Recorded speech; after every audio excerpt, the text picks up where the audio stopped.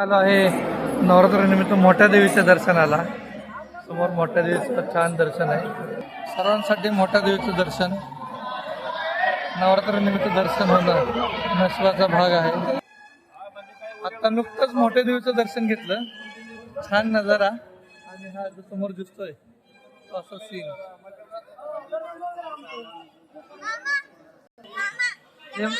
हे मंदिर छान.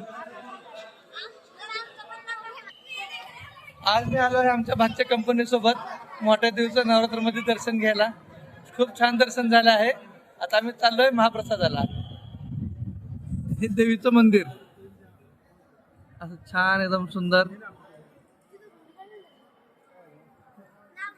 आणि असं बाहेर दिसणारा सुंदर नजारा निसर्गामुळे एकदम छान वाटत आहे.